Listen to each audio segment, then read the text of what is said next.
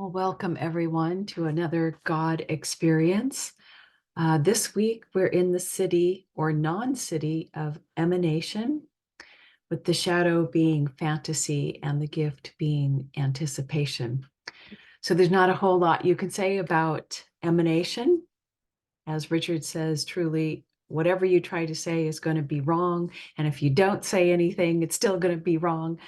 Um, yeah, what can I say? I love to pretend um, uh, that I am tapping in and experiencing these cities. Now, of course, emanation isn't a city. It is the state, I suppose, that is behind all cities. So it's not even a frequency.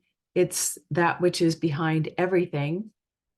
And it's not a manifestation of anything yet. Um, Yeah, so we'll look at the numbers that are holding this word emanation together.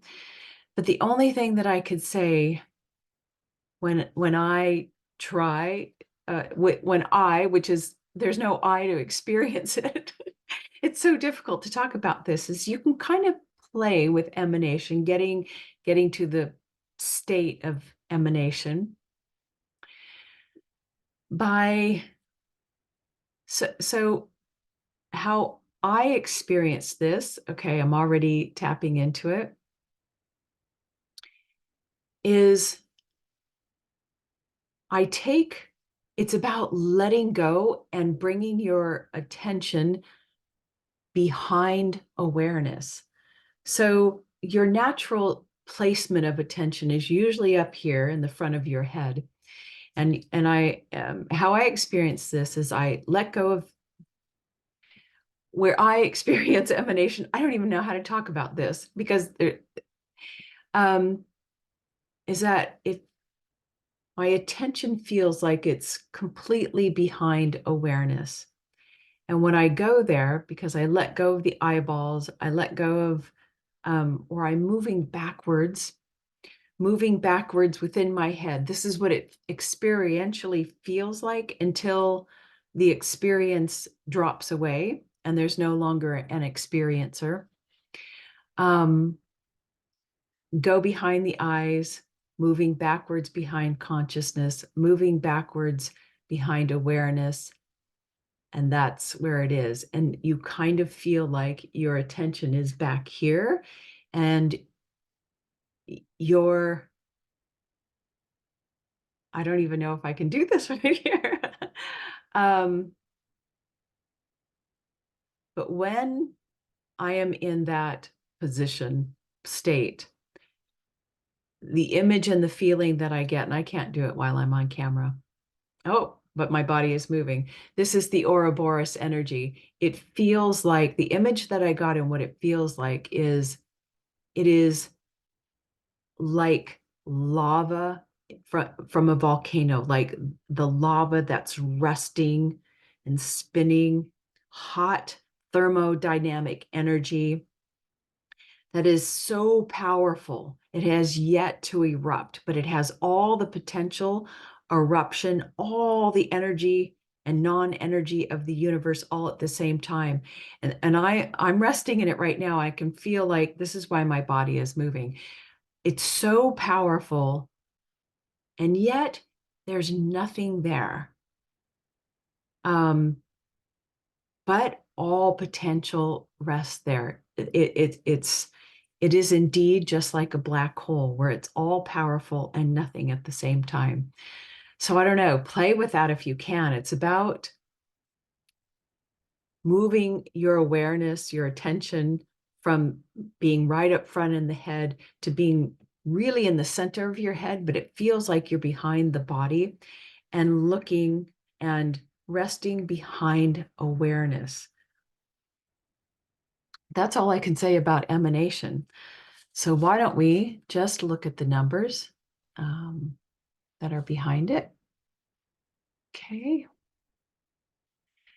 And so here we go. Let me move it for myself. The foundation of emanation is this beautiful letter or number 11.